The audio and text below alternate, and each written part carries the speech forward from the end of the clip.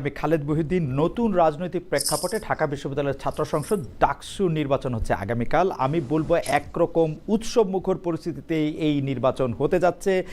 বিজয়ীরা কিভাবে শিক্ষার্থীদের পাশে থাকতে চান, বিজিতরাই বা কীভাবে সেটি মেনে নেবেন, কি হতে পারে এই নির্বাচনের ভবিষ্যৎ, এই নির্বাচন দিয়ে আমরা আসলে কি অর্জন করতে চাই, কি থাকতে চাই এই নির্বাচনকে পাশে রেখে, এর জন্য কথা বলার জন্য আমাদের সঙ্গে আজ রয়েছেন জাতীয়তাবাদী ছাত্র দলের ভিপি প্রার্থী জনাব আবিদুল ইসলাম খান। জনাব আবিদুল ইসলাম খান, আপনাকে আমাদের অনুষ্ঠানে স্বাগত জানাই। আমাদের সাথে থাকছেন বৈষম্য বিরোধী শিক্ষার্থী সংসদের ভিপি প্রার্থী জনাব আব্দুল কাদের। জনাব আব্দুল কাদের, আপনাকে আমাদের অনুষ্ঠানে স্বাগত জানাই। আমাদের সাথে আরও থাকছেন স্বতন্ত্র শিক্ষার্থী ঐক্যের ভিপি প্রার্থী উমামা ফাতেমা। উমামা ফাতেমা, আপনাকে আমাদের অনুষ্ঠানে স্বাগত জানাই। এবং আমাদের সাথে আরও থাকছেন স্বতন্ত্র ভিপি প্রার্থী শামীম হোসেন। আপনাদের চারজনকে আমি অনেক শুভেচ্ছা এবং ধন্যবাদ জানাতে চাই, আপনারা সময় করে আমাদের সাথে যুক্ত হয়েছেন। আরও কয়েকজন ভিপি প্রার্থী আমাদের ছিলেন, তাদের সবাই যার যার কাজে ব্যস্ত আছেন এবং তাদের সবার জন্যই আমি শুভেচ্ছা এবং ভালোবাসা এবং আগামীকালের জন্য একরাশ শুভকামনা জানিয়ে আজকে আমি শুরু করতে চাই। আজকের যে মানে প্রথম দিকের যে প্রশ্নগুলি, সেগুলি আপনাদের সবার জন্য একই প্রশ্ন, খুব ছোট ছোট প্রশ্ন, ছোট ছোট উত্তর। আমরা একই প্রশ্ন সবাইকে করতে চাই, কিন্তু আপনাদের সবার অনুমতি নিয়ে আমি শুরু করতে চাই উমামাকে দিয়ে।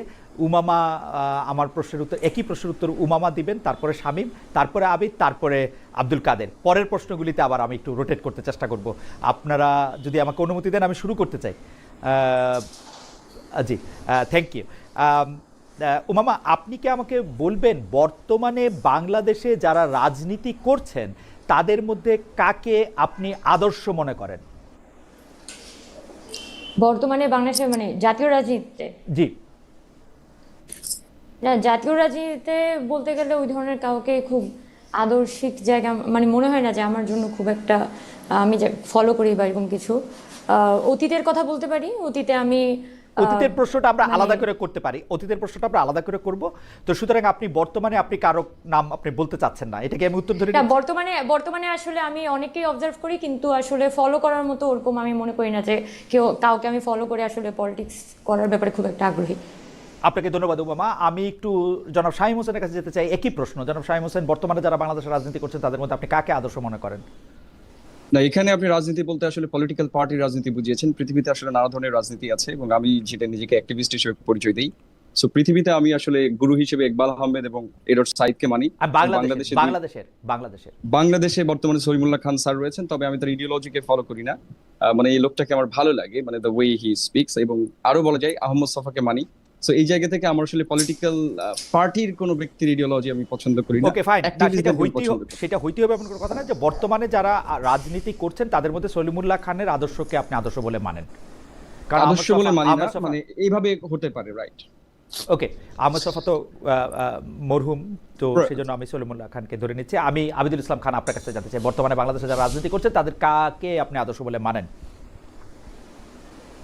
দেখেন, আমার বেড়ে ওঠাটা একটি দীর্ঘ সময় ধরে, হঠাৎ করে না। তো এই ক্যাম্পাসে 2016 সালে বিশ্ববিদ্যালয়ে ভর্তি হওয়ার পর থেকে আমি একটি যে রাজনৈতিক অপসংস্কৃতি দেখেছি, সে অপসংস্কৃতি ঘৃণা করে কিন্তু আমি এই জায়গাটাতে এসেছি। তো যার ফলশ্রুতিতে আমি দেখেছি বিগত দীর্ঘ সময় ধরে বাংলাদেশের রাজনৈতিক সংস্কৃতি, গণতান্ত্রিক মূল্যবোধ এবং নৈতিকতা একদম শূন্যের কোঠায় ছিল। তো সেই জায়গাটাতে আমি দেখতাম হচ্ছে যে গোটা বাংলাদেশ ব্যাপী যিনি হচ্ছে যে কষ্ট করে গেছেন এবং চেষ্টা করে গেছেন, জনাব তারেক রহমান, যিনি রাজনৈতিক সংস্কৃতি, গণতান্ত্রিক মূল্যবোধ এবং নৈতিকতাকে ফিরিয়ে আনবার জন্য চেষ্টা করে গেছেন। সুতরাং তার ব্যক্তিত্ব আমাকে যথেষ্ট অনুপ্রাণিত করে। তার একটা বাক্য আমাকে সবচেয়ে বেশি অনুপ্রাণিত করে, প্রিয় বাংলাদেশ, প্রিয় বাংলাদেশের মুক্তিকামী জনতা, আসসালামু আলাইকুম। ওকে, থ্যাংক ইউ। জনাব তারেক রহমানকে আপনি রাজনৈতিক আদর্শ বলে মানেন। আমি জনাব আব্দুল কাদের কাছে জানতে চাইবো বর্তমানে যারা বাংলাদেশে রাজনীতি করছেন তা কাকে রাজনৈতিক আদর্শ হিসেবে মানেন? জনাব আব্দুল কাদের। জি, ধন্যবাদ খালেদ আপনাকে। প্রথম কথা হচ্ছে, আমি ক্যাম্পাস আসার পর থেকে আদতে চিন্তা করলাম যে আসলে আমি একটা তো অবশ্যই রাজনীতি সত্য মানুষ, কোন মানে কার সাথে রাজনীতি করবো সেই জায়গা থেকে মনে হচ্ছে তারুণ্যের যে রাজনীতিটা কিংবা হচ্ছে আদতে স্টুডেন্টদের সেন্টিমেন্ট নিয়ে কারা রাজনীতি করে, যে স্টুডেন্টদের স্বার্থে জায়গাটা কারা রাজনীতি করে সেই জায়গাটা চিন্তা করার চেষ্টা করছে। 19 সালে ক্যাম্পাস আসার পর থেকে দেখলাম আমি বাম ডান সবার সাথে আমি মিশেছি, সবার যেগুলো প্রোগ্রাম আমি গিয়েছি, কিন্তু এরকম দেখি নাই। কিন্তু তো সর্বপ্রথম হচ্ছে পরিষদের সাথে আমি যোগদান করি, তারপর হচ্ছে ছাত্র শক্তি। আমরা দেখেছি পরিষদের সাথে যোগদান করার পরও দেখেছি এক্সিস্টিং যে ছাত্র সংগঠন যারা আছে তারা দেখলাম কি আদতে ছাত্র রাজনীতি করে না, তারা শুধুমাত্র দলীয় যে লেজুর ভিত্তি করা, দলীয় যে এজেন্ডা সেটা বাস্তবায়ন করে। যদি এক্ষেত্রে ছাত্র রাজনীতি কথা আমি ভেবে বলি, জাতীয় রাজনীতির কথা যদি আমি বলি, দেখেন জাতীয় রাজনীতির ক্ষেত্রে অবশ্যই বাংলাদেশ পন্থী যারা রাজনীতি করেন, একই সাথে আপোষহীন, গণতন্ত্রের জন্য আপোষহীন, এক্ষেত্রে আমি বেগম খালেদা জিয়ার কথাই বলতে পারি, গণতন্ত্রের জন্য যারা আপোষহীন, আমি ওনার রাজনীতিকে পছন্দ করি। আচ্ছা, একই সাথে হচ্ছে যদি আমি বলি যে তরুণ নেতৃত্বের মধ্যে যারা আছেন, নাহিদ ইসলাম যারা অভিজ্ঞ যারা আছেন, ভাব গাম্ভীর্যপূর্ণ যারা আছেন, আসিফ মাহমুদ যারা আছেন আপনার তরুণ তুর্কি, তাদের রাজনীতি পছন্দ করে যারা বাংলাদেশকে ওন করেন, যারা বাংলাদেশের প্রশ্নে আপোষহীন থাকেন, যেগুলো কিংবা যে কোনো সবকিছুর বিরুদ্ধে আপোষহীন থাকেন। ওকে, আমি আসলে বুঝাইতে পারি না, আমি একটু গ্রাউন্ড। জনাব আব্দুল কাদের বলেছেন যে বেগম খালেদা জিয়ার কথা বলেছেন, নাহিদ ইসলামের কথা, জনাব আসিফ মোহাম্মদ সজীব ভুঁইয়ার কথাও তিনি বলেছেন। জনাব আব্দুল কাদের আপনাকে ধন্যবাদ। আমি একটু বলে রাখি, এই পর্যায়ে প্রশ্নগুলি আসলে রচনামূলক প্রশ্ন না, অনেকটা তো ছোট ছোট করে উত্তর দিলে ভালো হয় সবাই মিলে। আমি এবার জনাব আব্দুল কাদেরকে দিয়ে আসলে শুরু করতে চাই। জনাব আব্দুল কাদের, এই যে ডাকসুর ভিপি পদে ক্যাম্পেইন করলেন, আগামীকাল ইলেকশন হবে, এই ক্যাম্পেইন পর্যায়ে মিথ্যা বলেছেন কিনা? দেখেন, প্রথম কথা হচ্ছে ক্যাম্পেইন চলাকালে মিথ্যা বলেছি কি বলি নাই, কিংবা হচ্ছে আপনারা যে নির্বাচনী আচরণবিধি লঙ্ঘন করেছি করি নাই, সেটা হচ্ছে কি আপনার যদি আমার প্রজন্মে যারা আছে কিংবা প্যানেলের যারা আছেন তারা হচ্ছে কি আমার পক্ষে কিংবা বিরুদ্ধে এমন কোন অভিযোগ এনেছেন কিনা আমার মনে হয় না। জনাব আব্দুল কাদের, আমাকে যদি কেউ বলে যে মিথ্যা বলেছেন কিনা, আমার উত্তর হবে না, বলি নাই। আচ্ছা দেখেন, আমরা কোনো মিথ্যা বলি না, আমরা কোনো মিথ্যা আশ্বাস দিই না। আমরা যে অঙ্গগুলো দিয়েছি সেগুলো আমরা বিগত দিনে সে কর্মকাণ্ড করেছি, সেগুলো নতুন করে পুনঃ ব্যক্ত করতেছি আমরা। Fantastic, that will do. জনাব আবিদুল ইসলাম খান, ক্যাম্পেইন চলাকালে মিথ্যা বলেছেন কিনা? জি না, আমি ক্যাম্পেইন চলাকালে কোনো মিথ্যা বলিনি, এবং আমার হৃদয় থেকে ধারণ করে যে জিনিসগুলোর সমস্যা দেখেছি সে সমস্যার সমাধানের জন্য আমি আমার ইশতেহার প্রণয়ন আমরা নিজেরা করেছি, যেখানে ক্যাম্পেইন চলাকালীন কিংবা ইশতেহার কোনো জায়গায় মিথ্যা নাই। জনাব আবিদুল ইসলাম খান আপনাকে ধন্যবাদ। জনাব শামীম হোসেন, ক্যাম্পেইন চলাকালে মিথ্যা বলেছেন কিনা? না, আমি তো মিথ্যা বলার প্রশ্নই ওঠে না, কারণ হচ্ছে যে সবাই যেমন দীর্ঘ ইশতেহার দিয়েছেন, ডাকসুর যে গঠনতন্ত্র আছে সেখানে যে ক্ষমতাটা রয়েছে, আমি শুধু একটা ক্ষমতারই কথা বলেছি, এবং আমি বলেছি যে আমাকে পছন্দ না হলে এখানে যারা স্বতন্ত্র প্রার্থী রয়েছে তাদেরকে যেন ভোট দেয়। সেই হিসেবে যেহেতু আমি নিজের জন্য ভোটই চাই নাই, তো সেক্ষেত্রে মিথ্যা বলার প্রশ্নই ওঠে না। আপনাকে ধন্যবাদ। উমামা ফাতেমা, আমি ক্যাম্পেইন চলাকালীন সময়ে বা এর পূর্বেও যে জিনিস আমি নিজে বিশ্বাস করি না যে আমি করতে পারবো, এমন কোনো জিনিস আমি কখনোই নিজের মুখ দিয়ে বলি না। আর আমার যে ইশতেহার আমাদের স্বতন্ত্র শিক্ষার্থী ঐক্যর পক্ষ থেকে আমরা দিয়েছি, এমন পয়েন্টগুলোই আমরা উপস্থাপন করেছি যেগুলো নিয়ে অ্যাকচুয়ালি কাজ করা সম্ভব। যে জিনিস আসলে করা সম্ভব না সেই বিষয়গুলো আমরা আমাদের ইশতেহারে রাখিনি, খুবই প্রিসাইজ আমরা ইশতেহার তৈরি করেছি। তো আমরা এই জন্যই করেছি যাতে আমাদের মিথ্যা আশ্বাস দিয়ে ভবিষ্যতে আমাদের নিজেদেরকে ছোট না হতে হয়। আপনাকে ধন্যবাদ। এবার আমি জনাব আবিদুল ইসলাম খানকে দিয়ে শুরু করতে চাই। একই প্রশ্ন সবার জন্য, সব মিলিয়ে কত টাকা ব্যয় করেছেন জনাব আবিদুল? দেখেন, টাকা ব্যয়ের যে প্রশ্নটা এসেছে, 2016 সাল থেকে আমি এডমিশন টেস্টের ক্লাস নিতাম। তো এখন ভাই এবারও কিছু ক্লাস দিয়ে কিছু জমিয়েছিলাম, এই যে 24 সালের শেষে যে ক্লাস দিয়েছিলাম, তো কিছু টাকা যে জমিয়েছিলাম, এখন নির্বাচন তো ভাই কালকে হয়ে যাবে, কারণ ভিপি হই কি না হই জানি না, কিন্তু যেই কয়েক টাকা খরচ করছি তা তো আর আসবে না। এই যে ধরেন হচ্ছে যে লাখখানেক টাকার মতো আমার জমানো ছিল, ওটা শেষ হয়ে গেছে, এই আর কি। লাখখানেক টাকা খরচ করেছেন জনাব আবিদুল ইসলাম খান, জমানো টাকা থেকে খরচ করেছেন। ইন্টারেস্টিং। আমি জনাব আব্দুল কাদের আপনার কাছে জানতে চাইবো এই পর্যায়ে যে কত টাকা খরচ করেছেন? জি দেখেন, আমি হচ্ছে 3বার লিফলেট ছাপিয়েছি। 3বার লিফলেট ছাপানোর ক্ষেত্রে আমার হচ্ছে ব্যয় হচ্ছে কত টাকা? 3,24,000 টাকা খরচ হয়েছে এখন পর্যন্ত আমার। সে জায়গায় দেখেছেন এখন কোনো হ্যান্ডবিল কিংবা সরি যে ফিস্টুন বাকি যেগুলো হচ্ছে সেগুলো আমরা ছাপাই নাই, কিন্তু আসলে ছাপার কোনো এখন কোনো আচরণবিধি নাই, সেজন্য আমরা সেজন্য খরচ হয় না, শুধুমাত্র হ্যান্ডবিল লিফলেট 24,000 টাকা খরচ হয়েছে আমার। 24,000 এমনি? আচ্ছা ঠিক আছে, আমি কোনো সাপ্লিমেন্টারি প্রশ্ন করছি না। 24,000 টাকা খরচ করেছেন জনাব আব্দুল কাদের। আমি উমামা ফাতেমা আপনার কাছে একটু জানতে চাইবো যে আপনি কত টাকা খরচ করেছেন এই ইলেকশনের জন্য? আমরা যেহেতু এখানে একটা স্বতন্ত্র প্যানেল আমরা তৈরি করেছি, প্যানেলের আমরা ওই ধরনের আলাদা করে খুব বড় বাজেট করি নাই। প্যানেলের সব মেম্বারদেরই আমাদের কথা বলা ছিল যে সবাই যার যার কষ্টটা নিজের মতো করে বিয়ার করবে, শুধু আমরা প্যানেলের পক্ষ থেকে কিছু জায়গায় ফ্যাসিলিটেট করব। যেমন মানে আমাদের কিছু পরিচিত ভিডিও মেকার আছে যারা হয়তো আমরা বললে ওনারা ভিডিও বানিয়ে নিতে পারেন। এর বাইরে হচ্ছে প্যানেলের পোস্টার ডিজাইন করা, আর কিছু কি বলা যায় যেটা হচ্ছে আপনার অ্যাডিশনাল কস্ট। কিন্তু আমরা মোস্টলি প্যানেল মেম্বার যারা আছে তারা যাতে নিজের পক্ষ থেকে কস্টটা বিয়ার করেন সেটাই ফ্যাসিলিটেট করেছি, কিন্তু মোস্টলি খুব বেশি না। মানে আচ্ছা, আমার অ্যামাউন্টটা জানতে হবে কারণ আমি জানি না এটা। কত হতে পারে, মানে লাইক 5,000, 10,000, 15,000? না, আমি আমি আসলে যেটা বললাম হিসাব যে আমি করেনি। মিথ্যা কথা বলবো না। আচ্ছা। আমাদের অ্যাকচুয়ালি আমাদের যে ইউনিভার্সিটি সিনিয়ররা আছে, আমাদের ডিপার্টমেন্টের অ্যালুমনাই, এই বাবদ হচ্ছে আমাদের প্যানেলের কস্ট বাবদ আমি প্রায় 5 থেকে 10 লাখ টাকার মতো আমরা নিয়েছিলাম, যেটা অ্যাকচুয়ালি আমাদের মানে এরকম অ্যালুমনাই বা আমাদের, যেহেতু আমি দীর্ঘদিন ক্যাম্পাসে আসলে অ্যাক্টিভিজম করে গেছি, আমাদের অ্যাক্টিভিস্টদের মধ্যে থেকে আমাকে ডোনেট করেছে অনেকে। সো সেগুলো আমি চেষ্টা করেছি প্যানেলের ছোটোখাটো একটা পিআর টিম ওকে যারা ওকে আমাদের পরিচিত, তারা দেখা গেছে যে হয়তো কিছু ভিডিও বানিয়ে দিচ্ছে, ওই ধরনের কস্ট আর কি। ওকে, আই আন্ডারস্ট্যান্ড। মানে আপনারা 5 থেকে 7 লাখ টাকা পর্যন্ত ডোনেশন পেয়েছিলেন, এর মধ্যে থেকেই আপনারা টাকা খরচ করেছেন, কিন্তু টোটাল এরকম আপনি এই মুহূর্তে বলতে পারছেন না যে আপনি কত টাকা খরচ করেছেন। ঠিক আছে, ফাইন। শামীম হোসেন, যারা হ্যাঁ, আমার আসলে বলা যায় যে খরচ হয়েছে প্রায় 30,000 টাকার মতো। এবং ইন্টারেস্টিংলি আমি যে জায়গায় গিয়েছি প্রায় প্রত্যেক জায়গায় আমাদের স্টুডেন্ট আছে, আমরা যারা এডটেক প্ল্যাটফর্মে আছি। এবারও আমার কোর্স সেল হয়েছে, প্রায় 1,000 জন ভর্তি হয়েছে, তার মানে প্রায় 10 লাখ টাকার বেশি ইনকাম করেছি। কিন্তু বেশিরভাগ জায়গায় আমার লিফলেটই পৌঁছায় না। অনেকে আজকে অবজেকশন দিয়েছে যে ছেলেটার বেশি ইগো টিগো হইতে পারে, কারণ আসলে আমি প্রথমে অ্যাক্টিভিজম থেকে শুরু করেছিলাম, I wasn't serious about it. So অনেক হলে আমি রিচই করতে পারি নাই। লিফলেট যতদূর পেরেছি, এটাই লিফলেট মানে ছাপানো হয়েছে, সেটাতে দেখলাম বানান ভুলও আছে, সেটাও সংশোধন করতে পারি নাই। সো ওই লিফলেট দেওয়ার জন্য যতটুকু খরচ হয়েছে, আর যারা কাজ করছে প্রায় সবাই আমার স্টুডেন্ট আর কি, আর যারা এখন আমার কাছে পড়ে আর কি বিভিন্ন ব্যাচে। ফলে আসলে এই ইলেকশন বাবদ আপনার ব্যয় তাহলে 30,000 টাকা সোফার। রাইট। আচ্ছা, এইবারের প্রশ্ন আমি শামীম হোসেনকে দিয়ে জানতে চাচ্ছি যে 5 বছর পরে নিজেকে কোথায় দেখেন, জনাব শামীম হোসেন? মানে আগামী 5 বছর পরে নাকি বর্তমান ইউনিভার্সিটি 5 বছর পর? এখন থেকে 5 বছর পরে।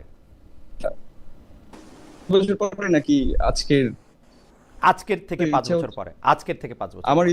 আমার ইচ্ছা হচ্ছে যে আমি টিচার হতে চাই এবং বিদেশে পিএইচডি করে পলিটিক্যাল ফিলোসফিতে, যেটা আমার অনেক ইন্টারেস্ট এবং যেটা নিয়ে আমি দীর্ঘদিন কাজ করছি। আপনি দেখবেন আমার নানা ধরনের লেকচার ফেসবুকে ছড়ায় যায়। সো আমি ওটাতে পিএইচডি করে ভবিষ্যতে শিক্ষকতা করতে চাই। যদি বাংলাদেশে কোথাও হয় সেটা ভালো, আর না হলে হয়তো বিদেশের কোনো বিশ্ববিদ্যালয়ে। এটাই আমার ফিউচার প্ল্যান। শিক্ষকতা করতে চান, 5 বছর পরে নিজেকে শিক্ষক দেখতে চান, প্রয়োজনে মানে সম্ভব হলে পিএইচডি করতে চান। জনাব শামীম হোসেন, আবিদুল ইসলাম খান 5 বছর পরে নিজেকে কোথায় দেখতে চান? ভাই, আমি আমার লাইভ জীবনে, বিশেষ করে বিশ্ববিদ্যালয়ের পর থেকে আমার তেমন কোনো নির্দিষ্ট গোল ছিল না। এবং গত বছরও চিন্তা করে নি যে আজকের এই দিনে আমি একটা সংগঠনের পক্ষ থেকে যে ডাকসু নির্বাচনের ভিপি হিসেবে প্রতিযোগিতা করব। তো এবং আমার সামনের সময়টা আসলে কোন পর্যায়ে যেতে চাই সেটা জানি না, তবে আমি প্রকৃতিকে ধারণ করে চলতে চাই, নেচারকে ধারণ করে চলতে চাই। দেখি উনি প্রকৃতিকে ধারণ করতে চান। জনাব আব্দুল কাদের, 5 বছর পরে নিজেকে কোথায় দেখতে চান? জি ভাই, দেখেন, প্রথম কথা হচ্ছে ইন্টারে ভর্তি হওয়ার পর থেকে আমার মনে হয়েছে যে এদেশের মানুষের যে রাজনীতির সচেতনতার মধ্যে যে বিষয়টা আছে, তরুণদেরকে যে রাজনীতির বাইরে রাখা হচ্ছে, আলটিমেটলি একটা গোষ্ঠীর রাজনীতিকে নোংরা করছে, সেই জায়গা থেকে রাজনীতি সচেতন হওয়া আমার জন্য গুরুত্বপূর্ণ হয়েছিল।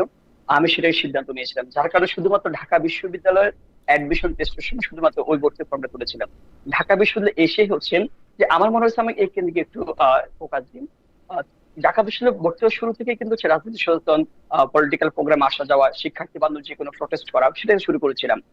যার বিপরীতে দেখা যাচ্ছে কি যে আমাকে হল থেকে নামিয়ে দেওয়া হয়েছিল, জেলে যেতে হয়েছিল, জেল থেকে বের হয়ে একটু শেষ করে দেখেন, জেলে যেতে হয়েছিল। তো আমি আবারও বলতেছি, এক্স্যাক্টলি, হ্যাঁ। এখন দেখেন, আমি 5 বছর পরে বলতে চাচ্ছি, দেখেন আমার মনে হয়েছে এখনো ছাত্রদের প্রতিনিধিত্ব করতেছি, 5 বছর পর আমি জনগণের প্রতিনিধিত্ব করবো। কারণ আমার মনে হচ্ছে যে কি আমি একা ভালো থাকতে পারবো না, এই জায়গা থেকে আমার সে মনোভাব, দৃঢ় মনোভাব। Thank you so much. 5 বছর পরে জনপ্রতিনিধিত্ব করতে চান, জনগণের হয়ে কথা বলতে চান জনাব আব্দুল কাদের, আপনাকে অনেক ধন্যবাদ। আমি একটু উমামা ফাতেমাকে জানতে চাইবো যে 5 বছর পরে নিজেকে কোথায় দেখতে চান উমামা ফাতেমা? আচ্ছা, 5 বছর পরে মানে কোয়েশ্চেনটা খুবই ইন্টারেস্টিং, কারণ আমাকে যদি জিজ্ঞেস করে 2 বছর আগে কি করতাম, তখন আমি পড়াশোনা প্লাস রাজনীতি দুইটাই একসাথে করতাম, ছাত্র রাজনৈতিক সংগঠনের সাথে যুক্ত ছিলাম। তো 5 বছরের পরের কথা যদি জিজ্ঞেস করা হয়, আমি দুইটা জায়গায় কল্পনা করি। একটা হচ্ছে আমার যে মাস্টার্স আর পিএইচডি, আমি বায়োকেমিস্ট্রিতে পড়াশোনা করেছি, পরবর্তীতে পাবলিক হেলথে আমার মাস্টার্স করার কথা ছিল, কিন্তু জুলাইয়ের আন্দোলনের কারণে আমি ওটা পার্সু করিনি। তো আমার একটা ইচ্ছা আছে যে আমি পাবলিক হেলথে আমার যে মাস্টার্সটা সেটা কন্টিনিউ করব, ওখানেই আমি একটা পাবলিক হেলথ সিস্টেম নিয়ে আমার একটা পিএইচডি করার ইচ্ছা আছে। পাশাপাশি হচ্ছে আমার যেহেতু এম্পাওয়ারিং আওয়ার ফাইটার্স নামে আমরা একটা সংগঠন ওপেন করেছিলাম জুলাইয়ের সময়ে, আহত এবং নিহতদের নিয়ে কাজ করি আমরা। সো সেটাকে আরও বেশি ব্রডার রেঞ্জে নিয়ে যাওয়া, প্লাস হচ্ছে মানে যেহেতু আমি রাজনীতিক কি বলা যায় দীর্ঘদিন আসলে ক্যাম্পাসের অ্যাক্টিভিজম বা পলিটিক্যাল অ্যাক্টিভিজমের সাথে যুক্ত ছিলাম, তো সামনের দিনেও কিন্তু মানুষের অধিকার নিয়ে কথা বলে যাব। এই একটা মাল্টিটাস্কিং এর জায়গাতেই থাকবো, একক কিছুর মধ্যে থাকবো না। তবে অবশ্যই মাস্টার্স পিএইচডিটা শেষ করার জন্য পরিবার থেকে বিশেষ করে প্রচুর প্রেশার আছে। পারিবারিক প্রেসারে মাস্টার্স পিএইচডি এগুলি করতে চান উমামা ফাতেমা। আমি শামীম হোসেনের কাছ থেকে তো জানতে চেয়েছিলাম যে শুরু করেছিলেন শামীম হোসেনকে দিয়ে, এবার আমি শুরু করতে চাই এবার কাকে, আবিদুল ইসলাম খান আপনাকে দিয়ে। খুব দ্রুত, অবশ্যই এটা খুব সহজ উত্তর, বিসিএস পরীক্ষা দিবেন কিনা? জি না ভাইয়া, এর আগেও কখনো দেইনি, সামনে দেওয়ার কোনো ইচ্ছা নাই, কারণ হচ্ছে যে শুধু বিসিএস অর্থাৎ উত্তর হচ্ছে না। জনাব আবিদুল ইসলাম খান আপনাকে ধন্যবাদ। না, কেন না না। সেটা আমরা শুনবো। আব্দুল কাদের, বিসিএস পরীক্ষা দেবেন কিনা? আপাতত ইচ্ছে নেই, কখনো ছিল না আগে। আচ্ছা, ইন্টারেস্টিং। উমামা ফাতেমা, উমামা ফাতেমা। হ্যাঁ। না, আমি ডিসিপ্লিন থেকে পড়াশোনা করেছি, মানে সেখান থেকে আসলে বিসিএস দেওয়ার প্রশ্নই ওঠে না। সো কখনো প্ল্যান ছিল না। আগে যেটা আইএলটিএস পড়ছিলাম, বিদেশে পড়াশোনা করতে যাওয়ার ইচ্ছা ছিল, ওই জিনিসটাই আসলে কন্টিনিউ করেছিলাম আর কি। সো বিসিএস এর প্রশ্ন ওঠে না। Thank you. আমাদের 3জন ভিপি প্রার্থীর 3জনই আসলে বিসিএস পরীক্ষা দিতে চান না। জনাব শামীম হোসেন, বিসিএস পরীক্ষা দিতে চান কিনা? ইন্টারেস্টিং, সেটা হচ্ছে যে সামনে একটা বিশেষ নিবন্ধন বিশেষ পরীক্ষা আছে যেটা শিক্ষকদের জন্য। আমি ইংরেজিতে নিবন্ধন করেছি, মানে অলরেডি অ্যাপ্লাই করেছি, 49তম অ্যাটেন্ড করবো, দেখবো বিষয়টা কেমন। আমি অলরেডি বলেছি যে আমার শিক্ষকতা করার ইচ্ছা আছে, সো আই নিড এক্সপেরিয়েন্স। হ্যাঁ, সো যার কারণে আমি অ্যাপ্লাই করে রেখেছি। সামনে পরীক্ষা, এটার প্রিপারেশনও নিচ্ছি আসলে। যেহেতু আমি ইংরেজি পড়াই, সো আমার কাছে ব্যাপারটা ইজি হবে। বাংলাগুলো পড়া শুরু করেছি, ওকে। বলা যায়। একই প্রশ্ন এবার উমামাকে দিয়ে আবার শুরু। উমামা, ফল মেনে নেবেন কিনা? যাই হোক ফল, এই নির্বাচনের ফলের কথা বলতেছি। হ্যাঁ হ্যাঁ, আমি বারবার বলছি, আমি যখন স্টুডেন্টদের সাথে কথা বলেছি তখনও আমি তো এখনো সেই কথাটাই বলছি যে আপনারা মানে whoever you want to vote, doesn't matter, যে আপনি আসেন, ভোট দেন। আবাসিক অনাবাসিক নারী পুরুষ সকল শিক্ষার্থীরা আপনারা আসেন, ফেস্টিভ্যালের মতো করে আপনারা ভোট দেন। এবং আমি যেটা চাই যে একটা সুষ্ঠু প্রক্রিয়ার মধ্য দিয়ে যাতে পুরো ভোটটা চলুক, এবং শেষে যাই আসুক এই প্রক্রিয়াটা যদি মেনে নেওয়া মানে ঠিকমতো চলে, তাহলে আমি ভোটের ব্যাপারে আমার আসলে কোনো আপত্তিই থাকবে না। এবং আমি আসলে এখনো পর্যন্ত খুবই পজিটিভ পুরো প্রসেস নিয়ে। উমামা ধন্যবাদ। জনাব আব্দুল কাদের, ফল মেনে নেবেন কিনা? যাই হোক ফল, পাস করেন ফেল করেন। ফল অবশ্যই মেনে নেব, ফল অবশ্যই মেনে নেব। তবে সেটা হচ্ছে দেখেন, নির্বাচনটা সুষ্ঠু হতে হবে, নিরপেক্ষ হতে হবে, লেভেল প্লেইং ফিল্ড থাকতে হবে। সেক্ষেত্রে নির্বাচন কমিশন যে কমিটমেন্ট গুলো দিয়েছেন বিগত দিনে, 16 জনের সব সম্পূর্ণভাবে পালন করা হয়, সেরকম যদি হয় তাহলে অবশ্যই আমরা ফল মেনে নেব। এই জায়গায় দেখেন, আমরা দীর্ঘদিন লড়াই সংগ্রাম করেছি কিন্তু এই ডাকসুর জন্য। এত বছর পর ডাকসু হচ্ছে, শিক্ষার্থীদের অধিকার আদায়ের প্ল্যাটফর্মটা নিশ্চিত হচ্ছে, এটি আমাদের সবচেয়ে সুখের খবর, সবচেয়ে আনন্দের খবর এটা আমাদের কাছে। ওকে, থ্যাংক ইউ। জনাব আবিদুল ইসলাম খান, ফল মেনে নেবেন কিনা? ভাই খালিদ ভাই, ইতিমধ্যে হয়তো আপনি আমার অনেক হয়তো শুনে থাকবেন যে আমি বলেছি দীর্ঘ রাজনৈতিক অপসংস্কৃতির এগেনস্টে আমরা একসাথে লড়েছি। 5 আগস্টের পরে নতুন করে জয়ের হচ্ছে যে জিতে যাওয়ার কোনো মানসিকতা হচ্ছে যে খুব জিতে গেলে খুব আহামরি কোনো ফিলিংস তৈরি হবে, ব্যাপারটা তাই নয়। সুতরাং আমরা এমন একটি রাজনৈতিক সংস্কৃতি ঢাকা বিশ্ববিদ্যালয়ের মাটি থেকে গোটা বাংলাদেশে উপহার দিতে চাই। কেউ হেরে গিয়ে অভিযোগ করবে না, আর কেউ জিতে গিয়ে কারো উপর জুলুম করবে না। সুতরাং আমরা ওই রাজনৈতিক সংস্কৃতিটা আমরা ঢাকা বিশ্ববিদ্যালয় থেকে উপহার দিতে চাই, এবং সকলে মিলে আমরা একসাথে কাজ করব, কারণ আমরা এই গণঅভ্যুত্থানে আমরা একসাথে কাজ করেছিলাম কাঁধে কাঁধ মিলিয়ে। Thank you. আমি এবার আব্দুল কাদের থেকে শুরু করতে চাই। আবার আব্দুল কাদের, জনাব আব্দুল কাদের, আপনি সবচেয়ে বড় প্রতিপক্ষ কাকে মনে করেন এই নির্বাচনে? দেখেন, আসলে বড় প্রতিপক্ষ বলতে আমি কিছুই মনে করি না। সে জায়গা থেকে আমি বড় প্রতিপক্ষ মনে হয় নিজেকেই মনে করি। আমার মনে হয়েছে আমি যে কাজগুলো বিগত দিনে করেছি সেগুলো হচ্ছে শিক্ষার্থীর কাছে সমানভাবে এই নির্বাচনকে কেন্দ্র করে তুলে ধরতে পারি নাই। হয়তোবা আবার দেখেছি যে কি মিডিয়া কেন্দ্রিক হচ্ছে একটা জটিলতা তৈরি হচ্ছে নানান দিক থেকে। সে জায়গা থেকে প্রতিপক্ষ কাউকে মনে করি না, সবাইকে বন্ধুই মনে করি। আমি মনে করি যে সবাই জিতলে প্রত্যেকেই শিক্ষার্থী বান্ধব কাজ করবে, শিক্ষার্থী বান্ধব নেতা। সেই জায়গা থেকে কাউকে আমি প্রতিপক্ষ মনে করতে পারি না। আপনি খুবই ইন্টারেস্টিং একটা কথা বলেছেন যে আপনি কাউকে তেমন প্রতিপক্ষ ভাবেন না, নিজেই নিজেকে প্রতিপক্ষ মনে করেন। এটা একটা ইন্টারেস্টিং আলোচনা। আমি উমামা ফাতেমা আপনার কাছে জানতে চাই, আপনি কাকে বড় প্রতিপক্ষ বলে মানেন বা মনে করেন? না, এখনো পর্যন্ত ধরেন এখানে আমরা প্রায় 48 জন ভিপি প্রার্থী আছে, অনেকে হয়তো এই অনুষ্ঠানে উপস্থিত নেই। আমি মনে করি যে আসলে সবারই এখানে যার যার মতো করে একটা গ্রাউন্ড আছে। আমার গ্রাউন্ডটা অন্য সবার থেকে কিছুটা ডিফারেন্ট। সো এখানে বরং আমি মনে করি যে আচ্ছা, সবাই তার তার মতো করে প্রচার প্রচার চালাচ্ছে, স্টুডেন্টরা শেষ পর্যন্ত যাকে ভোট দিবে সেই বিজয় হয়ে আসবে। আমি ওই ওই চিন্তাটার মধ্যে আসলে নাই যে কে আমার শত্রু কে আমার বন্ধু। আমি দেখছি ভোটারদের কাছে আমি কত সহজে পৌঁছাতে পারবো, মানে কত দ্রুত পৌঁছাতে পারবো। আপনার কোনো প্রতিপক্ষ নাই, মানে সেটা না, আমি সবাইকে আসলে ওই জায়গাটায় জিনিসটা মানে- বিবেচনা করছি না। Thank you. আমি জনাব শামীম হোসেন আপনার কাছে জানতে চাইবো যে আপনি কাকে সবচেয়ে বড় প্রতিপক্ষ বলে মনে করেন? না, এখানে তো আমার কেউ প্রতিপক্ষ নেই। আপনি যদি জানেন যে আমি হচ্ছে এখানে সবচেয়ে জুনিয়র, এবং যে ক্যান্ডিডেটের তালিকা আছে সেখানে সবচেয়ে জুনিয়র মোস্ট, এবং এখানে যারা কম্পিট করছেন তারা সবাই আমার বড় ভাই বড় বোন। এখানে যেই ভিপি হন না কেন, আমি গেলে আসলে সেই একই আদরটাই পাবো। এখন আপনি দেখবেন বিভিন্ন জায়গাতে।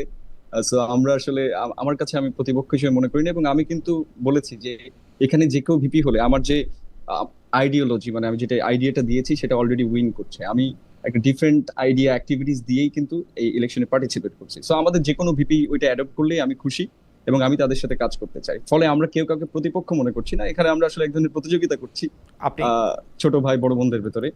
So Okay. আমি কাউকে প্রতিপক্ষ হিসেবেই দেখছি না এখানে, খুবই- সবাই আমার বড় ভাই, এবং আই এম ভেরি ব্লেসড যে তাদের পাশাপাশি এখন কথা বলছি, সেটাই। খুবই ইন্টারেস্টিং। আমি এবার জনাব আবিদুল ইসলাম খানের কাছে আসতে চাই। জনাব আবিদুল ইসলাম খান, মানে হাইপোথেটিক্যালি আপনি যদি নির্বাচনে না দাঁড়াতেন, যে 48 জন ভিপি ক্যান্ডিডেটে দাঁড়িয়েছেন তাদের মধ্যে কাকে ভোট দিতেন? সেটা ভাইয়া তখন চিন্তা করতাম, কিন্তু এখন যেহেতু এটা চিন্তা করিনি, তাহলে এটার অ্যান্সার এই মুহূর্তে দেওয়াটা মুশকিল হয়ে আচ্ছা, যাচ্ছে। Thank you. তবে যদি আপনি প্রশ্ন হ্যাঁ জি, আপনি আর আচ্ছা, যদি ঠিক কিছু আছে। করতে চান। যদি আপনি প্রশ্ন করেন যে আমি কাউকে প্রতিপক্ষ মনে করি কিনা, বাকিরা যেটা ও বলেছে, আচ্ছা, দেখেন, আপনাকে এই প্রশ্ন করা হয় নাই? আমি খুব দুঃখিত না, যে না, আমি না, খুব দুঃখিত না, যে না। আপনি আপনি আমাকে বলেন। জি, আমি কখনো কাউকে প্রতিপক্ষ চিন্তা করে নিজেকে ডেভেলপ করতে পারবো না। আমি নিজের প্রতি টেক কেয়ার করাটাকে বেশি পছন্দ করি।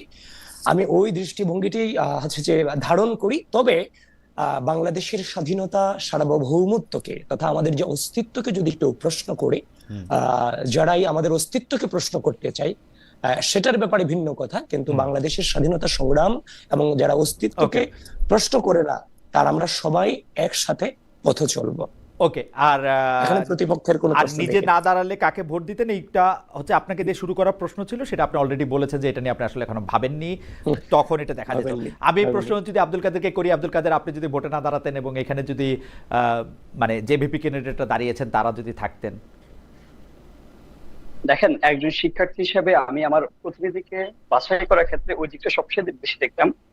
যিনি স্টুডেন্টদের প্রতি কমিটেড, যিনি কথায় এবং কাজে মিল রাখেন, শুধুমাত্র নির্বাচন কেন্দ্রিক অঙ্গীকার নিয়ে আসেন না, কথার ফুলচুরি নিয়ে আসেন না। যিনি আগে যে অঙ্গীকার দিচ্ছেন সেই অঙ্গীকারের সাথে আগের কোন কাণ্ডের মিল আছে, সেই জায়গায় যে ব্যক্তি এগিয়ে থাকেন আমি তাকে নির্বাচন করতাম, তাকে ভোট দিতাম। ওকে। উমামা ফাতেমা, নিজে না দাঁড়ালে কাকে ভোট দিতেন? আচ্ছা, আমি মনে হয় অ্যাসেস করতাম যে কে একটু ভালো ইশতেহার দিয়েছে, কে একটু স্টুডেন্ট সেন্টারিং কথাগুলো বলছে। মানে আমি যে কথাগুলো এখন বলার চেষ্টা করছি সেই কথাগুলো আসলে কে প্রতিফলন ঘটাতে পারছে তার কাজের মধ্যে দিয়ে, তখন হয়তো ওই ধরনের প্রার্থীকে বেছে ইশতেহার নিতাম। বিবেচনা করে ভোট দিতেন যে ইশতেহার এবং কথা, মানে কমিটমেন্ট গুলো আসলে কি ধরনের এবং ওই ব্যক্তির পার্সোনালিটি কেমন সেটার উপর নির্ভর করে। ওকে। শামীম হোসেন, না, এখানে একটা মজার বিষয় বললাম, আমার এখানে যে 3জন ক্যান্ডিডেট আছেন, আসলে ভোট দেওয়ার সুযোগ থাকলে আমি 3জনকেই দিতাম। কারণ হচ্ছে যে যেমন আব্দুল কাদের ভাই আমার খুব প্রিয় মানুষ, এবং এখানে যতজন আছেন, আমি ভাইয়ের সাথে বলেছিলাম যে আমি ভিপি না দাঁড়ালে আমার কিছু অ্যাক্টিভিজম করার দরকার আছে। কিন্তু আমার লাইফে আমি আসলে কাউকে ভোট প্রদান করি না এখনো। তো এবার আমি ভিপিতে না দাঁড়ালে আমি ভোটই দিতাম না, কারণ আমার একটা ডিফারেন্ট আইডিয়া আছে যে আমি কাউকে যদি সিলেক্ট করি এবং সে যদি ভুল কিছু করে সামনে, তাহলে আমার লায়াবিলিটি নিতে হবে। যার কারণে আমি এতদিনে লাইফে আসলে কাউকে ভোট প্রদান করি নাই। তবুও আমার জায়গা থেকে আমি স্পষ্ট বলতে চাই, আমি না দাঁড়ালে আমি অবশ্যই আব্দুল কাদের ভাইকে ভোট দিতাম। এটা ট্রু। ইন্টারেস্টিং।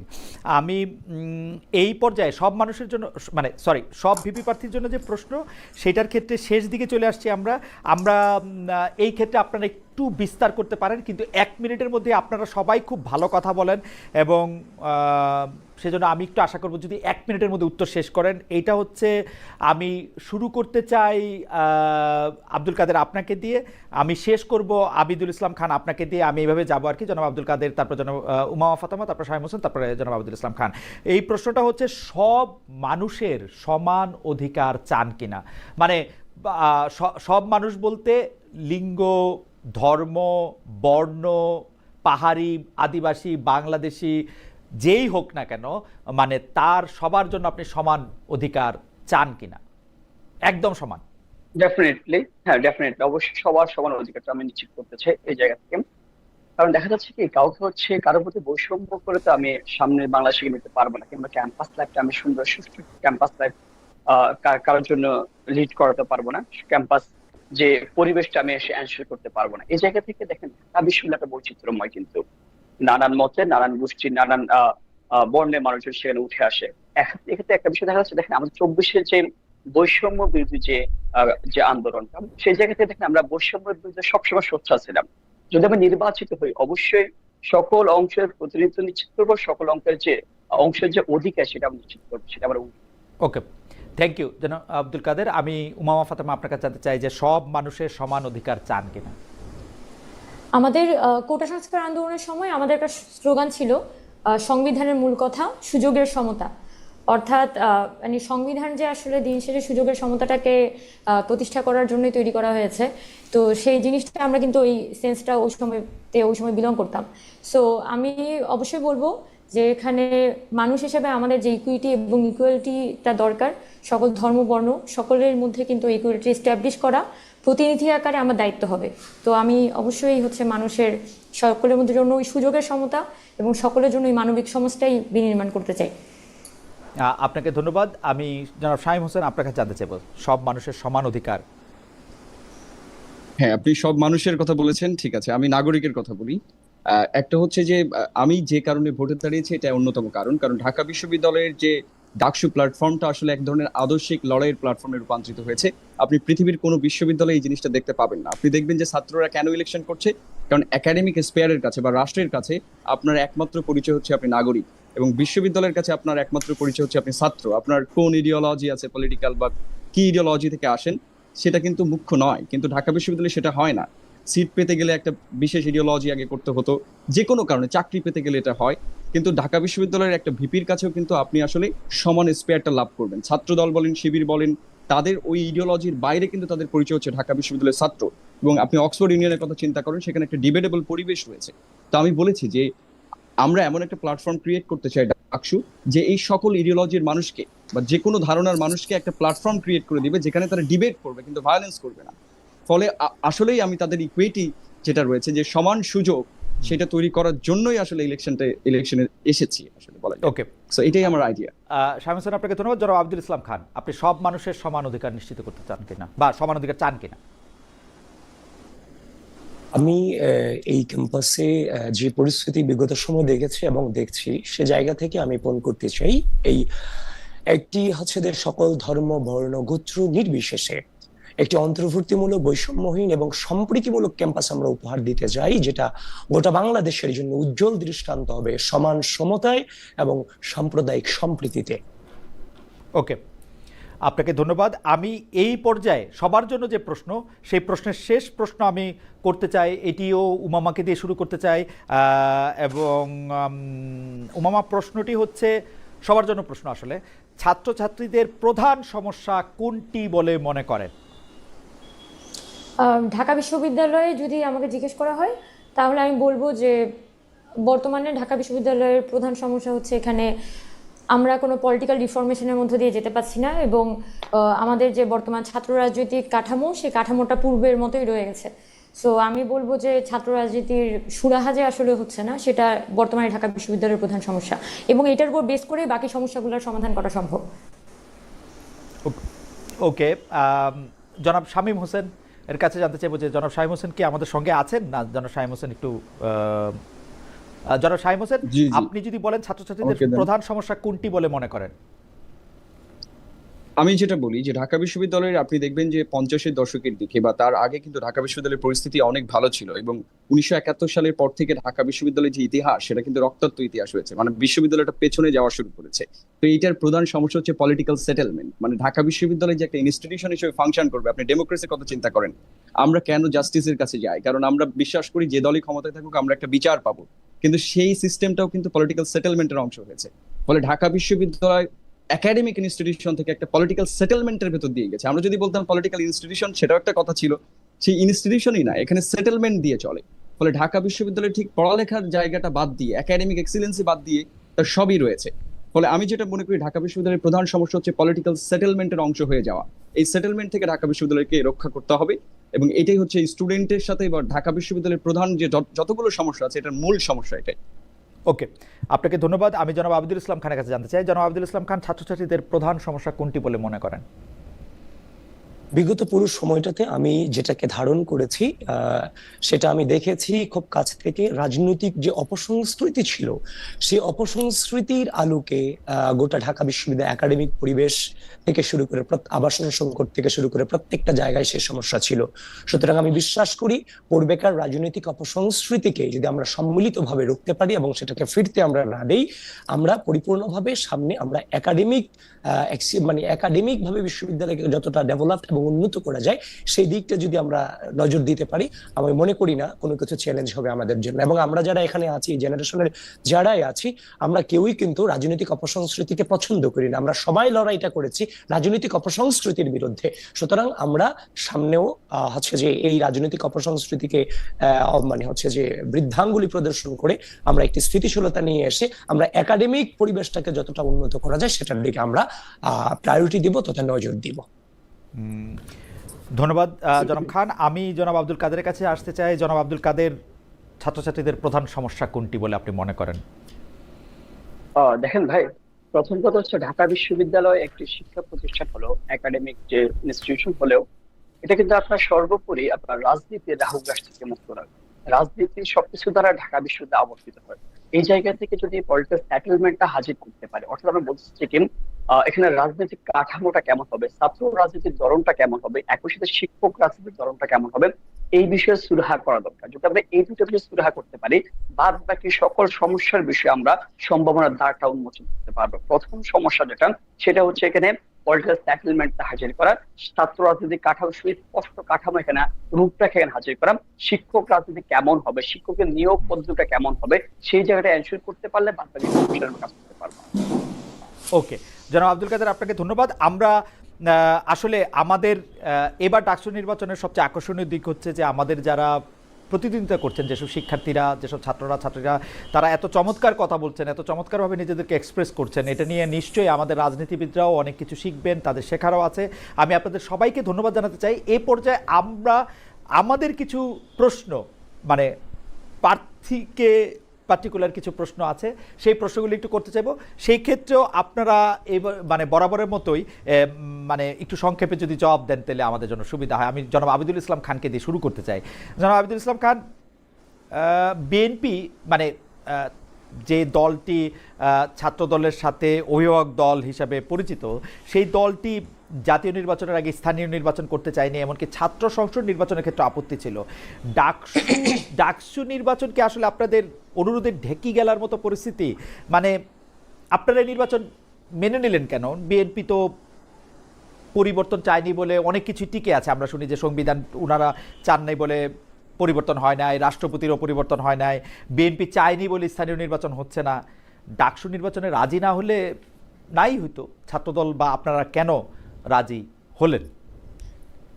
ভাই, 5 আগস্ট পরবর্তী সময়ে যারা দীর্ঘ সময়ে ফ্যাসিস্টকে মোকাবেলা করে, রাজনৈতিক অপসংস্কৃতিকে ঘৃণা করে জীবনের সর্বস্বটুকু বিলিয়ে দিয়ে ওই পথটাকে বেছে নিয়েছিল। 5 আগস্ট পরবর্তী সময় আমরা দেখতে পেলাম ক্যাম্পাসগুলোতে যারা ওই সময় রাজনৈতিক অপসংস্কৃতিগুলো ঘৃণা করে নিজেদের কণ্ঠ জারি রেখেছিল, তাদেরকেই পরবর্তীতে ক্যাম্পাসে জুলুমের শিকার করা হয়েছে। আওয়ামী যে রাজনৈতিক অপসংস্কৃতির ফ্রেমিং আমাদেরকে করা হয়েছে, তারই প্রপাগান্ডার একটা অংশ ছিল যে আমরা ডাকসু নির্বাচন চাই না। দেখেন, ডাকসু নির্বাচন আমরা যেই ভাবে আমরা ডাকসু নির্বাচনে অংশগ্রহণ করেছি, আমাদের যে প্যানেল ঘোষণা হয়েছে, সেই প্যানেল কিন্তু হচ্ছে আমাদের অভ্যন্তরীণ যে আমাদের সাংগঠনিক নেতৃবৃন্দ ছিলেন তাদের ভোটাভুটির মধ্য দিয়ে কিন্তু আমরা আগে নিজেদের সংগঠনে নির্বাচিত হয়ে তারপর হচ্ছে এখানে ডাকসু নির্বাচন করবার জন্য এসেছি। সুতরাং আমরা ডাকসু নির্বাচন চাই না, কিংবা স্থানীয় নির্বাচন আগে চাই পরে চাই। আমি এখন ঢাকা বিশ্ববিদ্যালয় কেন্দ্রীয় ছাত্র সংসদ নির্বাচন, ডাকসু নির্বাচনকে প্রতিনিধিত্ব করছি। তো সুতরাং আমি ঢাকা বিশ্ববিদ্যালয়ের শিক্ষার্থীদের কণ্ঠে কথা বলতে চাচ্ছি। ডাকসু কোনো সাংগঠনিক পদ নয় যে আমাকে কোনো দল সেখানে বসিয়ে দিবে।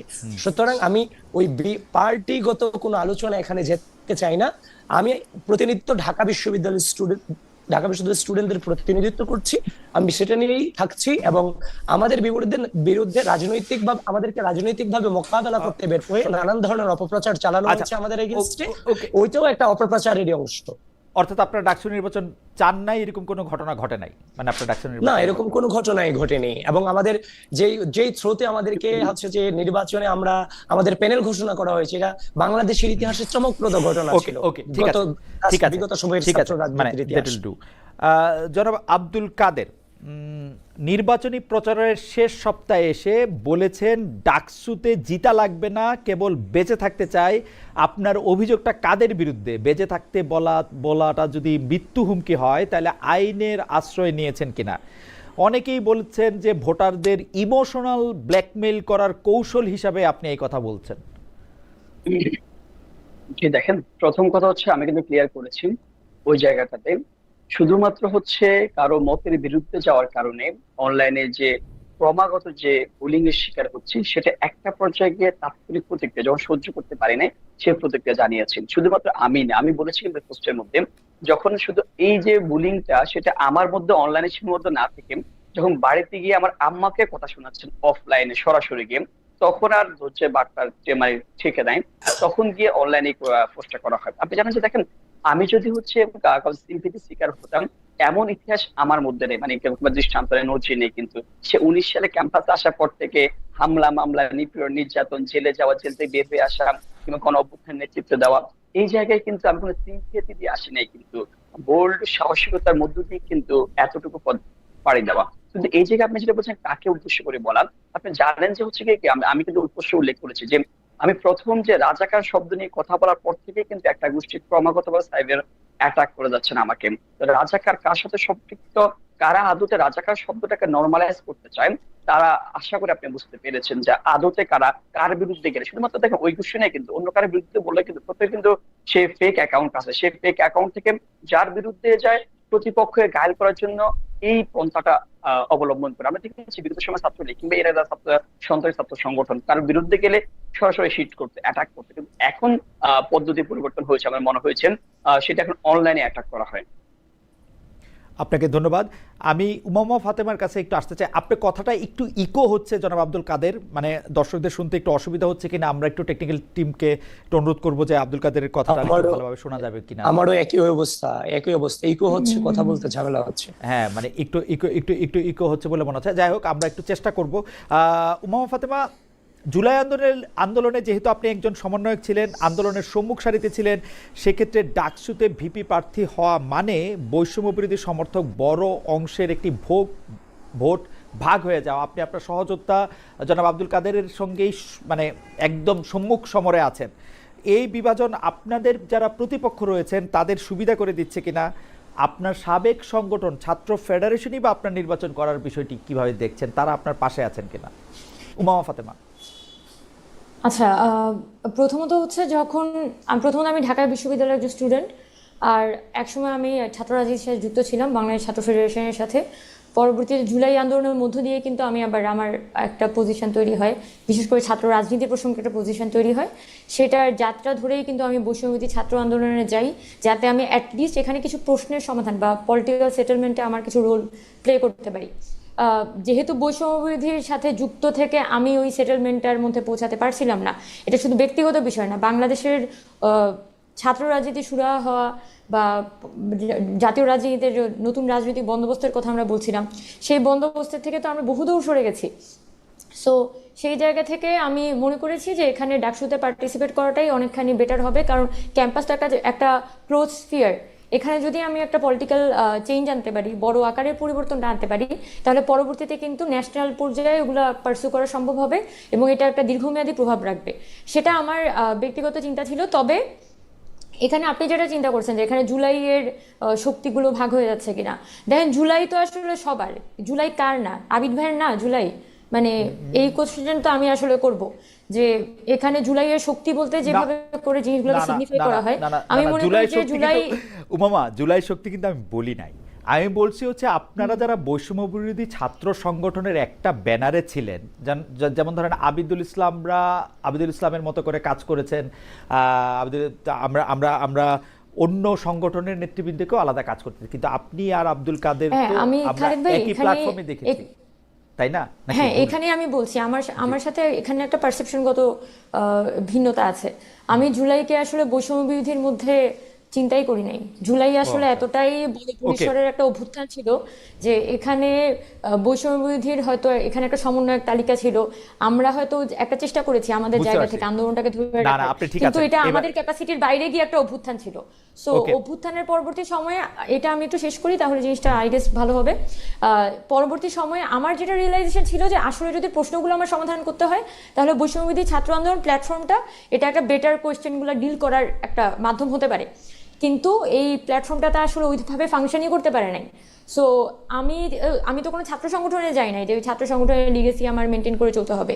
সো বৈষম্যবিরোধী ছাত্র আন্দোলন, আমি মনে করি জুলাই অভ্যুত্থান আসলে সবাই এখানে যার যার মতো করে রোল প্লে করেছে। এখন এসে আমি যদি একজন যদি মনে করে যে এই বাংলাদেশে আসলে এই পথে যাইতে হবে, আরেকটা মানুষ মনে করতে পারে যে না এখানে অন্য পথে যাইতে হবে, সো বিট লেটস বিট, এটা নিয়ে আসলে আমার মনে হয় না যে আমার মনে হয় যে উমামা বক্তব্য এখন আমার কাছে একদমই পরিষ্কার। উনি মনে করেন যে যার যেই রাজনৈতিক জায়গা নিয়ে পতাকা নিয়ে সামনে এগিয়ে যাওয়ার সে তাতে এগিয়ে যাবে। উমামা, আপনাকে ধন্যবাদ। আমি একটু শামীম হোসেন সাহেবের কাছে যাওয়ার আগে আমি একটু দর্শকদের মতামতের একটা অংশ বলি। দর্শকরা জানতে চাইছেন যে ইউটিউবারদের মধ্যে অনেকেই কাকে ভিপি প্রার্থী হিসেবে দেখতে চান বা কাকে বিজয়ী ভিপি হিসেবে দেখতে চান বা কাকে দেখতে চান না, এরকম মন্তব্য করেছেন। আমার এরকম কোনো পছন্দ আছে কিনা, আমার এরকম কোনো পছন্দ নাই। দুই, যেটা বলছেন যে আমি ভোট দিলে কাকে ভোট দিতাম, আমি সাধারণত ভোট দেই না, সুতরাং সাধারণত না, মানে আমি ভোটে অংশগ্রহণ করার সুযোগ এখন আর আমার নাই। আমি বিশ্ববিদ্যালয়ের ছাত্রত্ব আমার আসলে 1998 সালে শেষ হয়েছে, তার মানে এটা অনেক দিন। 3 নাম্বার হচ্ছে যে অনেকেই বলছেন যে শিবির সভাপতি সাদিক কায়েমকে কেন আনা হলো না। আমরা এটার আসলে একটা ব্যাখ্যা দিয়েছি। সাদিক কায়েমকে আমরা অনেকবার চেষ্টা করেছিলাম, অনেকভাবে চেষ্টা করেছিলাম, তিনি আমাদেরকে সময় দিতে পারেন না। আমি তার জন্য এটা এখনও উন্মুক্ত রাখছি, তিনি যদি আমাদের সাথে যোগাযোগ করেন আমরা এখনও তার কথা শুনতে পারি, কিন্তু তার ব্যস্ততা এবং অন্য অনেক রকম কারণে আমরা অনেককে আনতে পারি না। দর্শক নিশ্চয়ই এটা বুঝতে পারবেন। আমরা জনাব শামীম হোসেন আপনার কাছে যেতে চাই। শামীম হোসেনের জন্য প্রশ্নটা একটু, আপনি সোশ্যাল মিডিয়ায় বক্তা হিসেবে জনপ্রিয়, সমাদৃত, আপনি সুন্দর করে কথা বলেন, কিন্তু সেই সোশ্যাল মিডিয়াতেই কেউ বলছেন আপনি সফট ছাত্রলীগ, কেউ বলছেন আপনি জাসদ ছাত্রলীগ, কেউ বলছেন বিগত সরকারে কারো ঘনিষ্ঠ ছিলেন আপনি। নিষিদ্ধ থাকা সংগঠন ছাত্রলীগের গুপ্ত নেতাকর্মীদের সহানুভূতি আছে আপনার প্রতি, এসব নিয়ে আপনি কি বলবেন জনাব শামীম হোসেন? না, আমাদের প্রথমে যে বুলিং এর শিকার হয়েছে বৈষম্য বিরোধী ছাত্র আন্দোলন থেকে যিনি আছেন আব্দুল কাদের ভাই, ব্যাপারটা হচ্ছে যে পপুলারিটি একসময় বিপদের কারণ হয়ে দাঁড়ায়। তো সেটার সবচেয়ে বড় প্রমাণ হচ্ছে আমি আজ থেকে 15 দিন আগেও আসলে নিজেকেই আসলে ভিপি রেসে দেখবো এটা আমি চিন্তা করি না, আমি অ্যাক্টিভিস্ট হিসেবে জয়েন করেছিলাম। আর একটা ব্যাপার হচ্ছে যে প্রোপাগান্ডাগুলো ছড়ানো হচ্ছে সেখানে অনেকগুলো মিসিং ইনফরমেশন আছে। আপনি নিজেও একসময় জাসদ ছাত্রলীগে ছিলেন, সো এখানে একটা ইনফরমেশন দিয়ে জাসদের কিন্তু অনেকগুলো পার্ট আছে, আপনি নিজেও জানেন। তো আমার ফার্স্ট ইয়ারে আমি একটা গবেষণা শুরু করি 2020 সালে, আমার রিসার্চ গেটে এখনো আছে, যে বাংলাদেশের ইতিহাস বিকৃতি করে কিভাবে ফ্যাসিজমকে বৈধতা দেওয়া হয়েছে। ফলে আমার একটা ইচ্ছা ছিল যে আমি এই যে আসম আব্দুর রব এবং এই যে প্রতিনায়ক নামে একটা বই বেরিয়েছে আপনি জানেন, জাসদের উত্থান পতন, বিরাট এক বই, যেটা পড়লে আপনার ফ্যাসিনেটিং মনে হবে যে আসলে 70s থেকে 90s কিরকম হবে। তো আমি আসলে তখন খুঁজতে থাকি যে কোন মানুষ দিয়ে রহস্য পুরুষের কাছে যাওয়া যায়। তো জাসদের কিন্তু 3টা অংশ এখনো কার্যকরী আছে, একটা হচ্ছে বাংলাদেশ জাসদ, আর একটা হচ্ছে জেএসডি জাসদ, আর একটা হচ্ছে ইনুজ জাসদ, এটা হচ্ছে জাসদ ছাত্রলীগ। আর আরেকটা হচ্ছে বিসিএল, যেটা হচ্ছে বাংলাদেশ জাসদ। আপনি জানেন যে বাংলাদেশ জাসদ সম্প্রতি নিবন্ধন পেয়েছে এবং তারা কোনো নির্বাচনে অংশগ্রহণ করেনি এবং বিরোধিতাও করেছে, যেটা প্রমাণ আপনি দেখবেন। ফলে নামের সাথে যেহেতু বিসিএল আছে, লোকে ভাবছে এটা বিএসএল। সম্প্রতি 21শে ফেব্রুয়ারি এই ঘটনা ঘটছে যে বিসিএল ফুল দিয়েছে, লোকে বলছে এটা বিএসএল ফুল দিয়েছে, কারণ বিসিএল এর লোগো লাল আপনি জানেন এবং স্টার উপরে একটা দেয়া আছে। তো সিরাজুল আলম খানের সাথে দেখা করার কারণে ওনারা আমাকে মাঝে মাঝে বলতেন, আমি যখন ফার্স্ট ইয়ারে ছিলাম, তারা কিন্তু গণরুম গেস্টরুম বিরোধী আন্দোলন করেছে, কারণ তারা যেহেতু 14 দলে ছিল না। আপনি জানেন বাংলাদেশ জাসদ তো 14 দলে নাই, জেএসডি আছে বিএনপির সাথে। তো ওখানে 2টা প্রোগ্রাম আমি অ্যাটেন্ড করেছিলাম এবং 21শে ফেব্রুয়ারি আসম আব্দুর রব এসেছিল আমাদের শহীদ মিনারে। সো ওনাদের কাছ থেকে একটা কার্ড নিয়ে আমি দেখা করতে গিয়েছিলাম। ওই দলের সদস্য সংখ্যা ঢাকা বিশ্ববিদ্যালয়ে 2021 সাল থেকে 2 জন, এবং সেই 2 জন এখনো ইলেকশন করছে। ফলে এই জিনিসটা হয়েছে। এবং দ্বিতীয়ত যেটা বলি সেটা হচ্ছে যে আজকে এক শিক্ষক, নাম হচ্ছে আকম জামাল, আপনি চিনেন, তিনি একটা স্ক্রিনশট দেখলাম, তিনি নাকি আমার পক্ষে ভোট চেয়েছেন। এটার একটা কারণ বলি, যে কিছুদিন আগে আমাদের আন্দোলনের পরে নীল দলের একজন শিক্ষক আমার ডিপার্টমেন্টের, তিনি একটা বিবৃতি দেন যে জুলাইয়ে যারা অংশগ্রহণ করেছে এরা সব জামাত শিবির, রাজাকার, হ্যাঁ সবাইকে বলছে। তো সবাই আমাকে ধরলো যে ভাই আপনি তো জুলাই ছিলেন, আমি তো মাস্টার, আমার ইয়াগুলো দেখবেন যে আমি জুলাই অনেক স্টুডেন্টকে ফান্ডিং করেছি যখন ইয়াতে ছিল আমার স্ক্রিনশট গুলো। ফলে আমাকে ধরেছে যে এই শিক্ষকের বিরুদ্ধে আন্দোলন করতে হবে। তো আমি তো আসলে ওইভাবে মব স্টাইলে আন্দোলন করতে পারি না। আমি তার বললাম যে তাহলে আমরা প্রভিসির সাথে কথা বলি, এবং তার যে ডকুমেন্টেশন আছে এগুলো নিয়ে জমা দিলাম। ক্লাসে যেয়ে বলছে, উনি ক্লাসেও বলছে। ফলে ওই নীল দলের শিক্ষককে কিন্তু বহিষ্কার করা হয়, যেটা আপনি দেখবেন বাংলাদেশ ছাত্রলীগের যে পেজ আছে সেখান থেকে বলা হয় যে মব করে তাকে ইয়া করা হয়েছে, এবং আমাকে হিজবুত তাহরীর ট্যাগ দেওয়া হয়। ফলে এখন আমি বলেছি যে আমি যদি ভিপি হতে পারি তাহলে জুলাই আন্দোলনে যাদের সম্মতি ছিল নীল দল এবং বাকিদের, তাদের বিচার করা হবে। ফলে এখানে আমি এক ধরনের স্যাবোটেজের শিকার হয়েছি। ফলে এখানেও এই যে আকামু জামাল আমাকে কি করেছে, উল্টা স্যাবোটেজের একটা ইনফরমেশন দিয়েছে। আপনি নিজেও দেখেন, আমি পোস্টও করেছি যে ওই আন্দোলনে কিন্তু প্রথমে আমি ছিলাম, এই যে নীল দলের শিক্ষক বহিষ্কারে।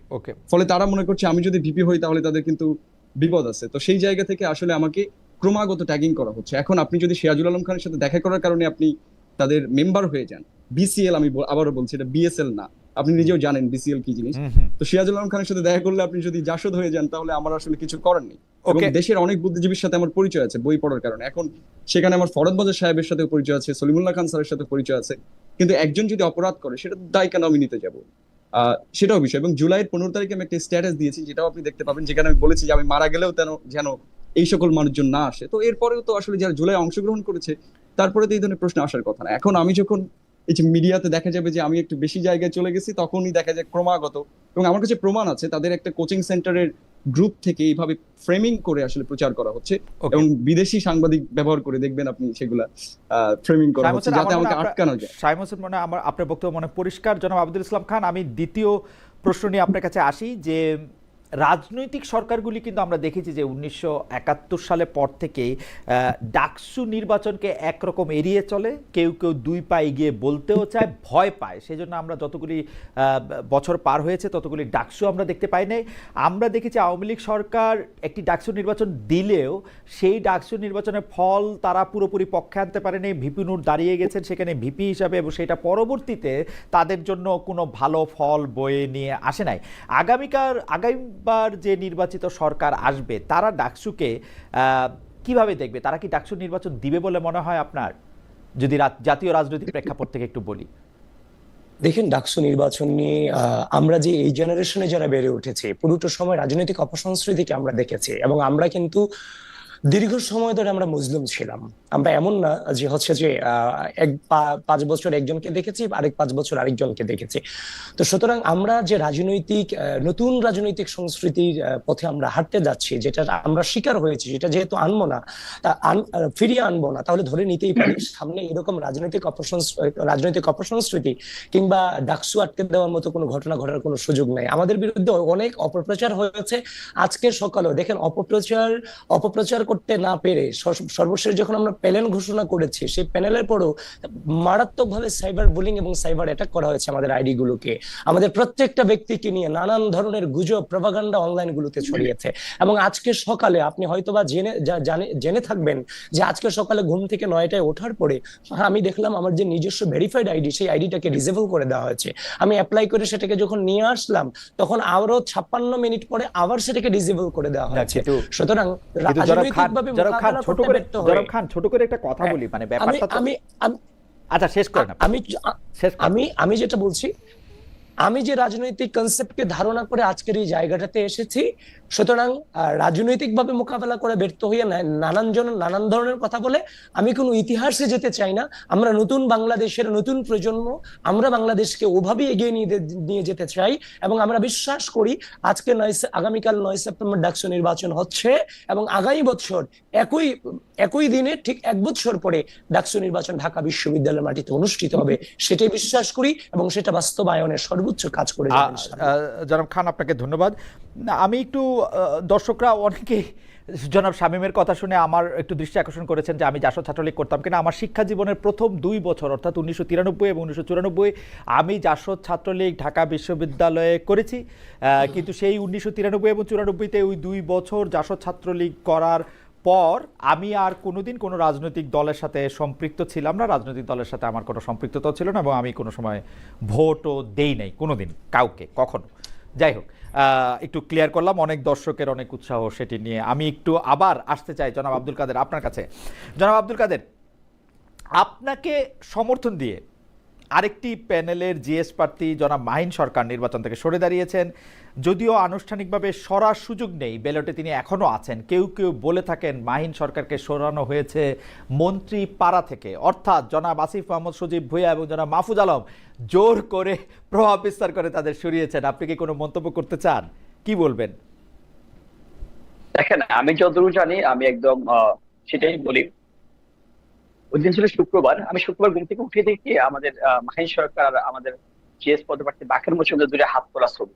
তো সেটা দেখার পর আমি ওই সময় জানতে পারি আসলে কি হয়েছে। তারপর হচ্ছে কি ভিতরে ঢুকলাম, ভিডিও দেখলাম, তারপর দেখলাম কি মাহিন সরকার নাকি বাকের গেছে, সেটা হচ্ছে কি এসপিটা ছেড়ে দিয়েছে। আমি হচ্ছে মাহিনের সাথে পরবর্তী কথাবার্তা বলি। মাহিন বললো, দেখ মাহিন আমার বন্ধু, কিন্তু আপনি জানেন যে আমি মাহিন, হান্নান মাসুদ এবং নিপাত রশিদ 4 জন আন্দোলন সময় হচ্ছে একসাথে সর্বশেষ দিকে আন্দোলন নেতৃত্ব দিয়েছিলাম। সেই জায়গা থেকে মাহিনকে যখন জিজ্ঞেস করেছে যে মাহিন তুমি ছাড়লা কেন, তো বলেছে দেখো আমার মনে হচ্ছে যে কি এখন পরিস্থিতি যে পর্যায়ে আছে, আমার মনে হচ্ছে বাকের ভালো একটা সম্ভাবনা আছে। বাকের যদি আমি স্পেশাল ছেড়ে দিই তাহলে বাকের তো আমার জুনিয়রে, আমার ক্লোজ জুনিয়র, যখন আমরা একসাথে আন্দোলন সংগ্রাম করেছিলাম সেই জায়গাতে আমার মনে হচ্ছে যে বাকে ছেড়ে দেওয়া বেটার হবে। আমি ব্যক্তিগত সিদ্ধান্ত নিলাম এমনটাই। কিন্তু এই কথাগুলি যখন জাতীয় নাগরিক পার্টি থেকে তাকে বলা হয়েছিল এবং তার জন্য তিনি বহিষ্কারাদেশ পর্যন্ত মেনে নিয়েছিলেন, সেইটা একটু মনে হয় না যে মানে একটু অবাক লাগে কিনা জনাব আব্দুল কাদের?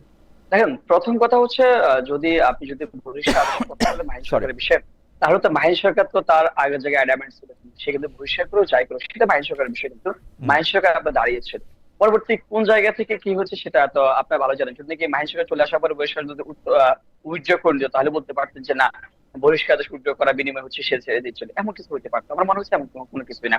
মাহিন সরকার তার ব্যক্তিগত জায়গা থেকে মনে করছে যে তার ছোট ভাইকে সে ছেড়ে দিবে।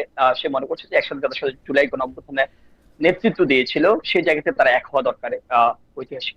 সেই জায়গা থেকে মাহিন সরকার ব্যক্তিগত সিদ্ধান্তকে আমি অবশ্যই সাধুবাদ জানাতে পারি। সাধুবাদ তো জানাবেনি আপনার পক্ষে না, যাই হোক, আমরাও সাধুবাদ জানাই।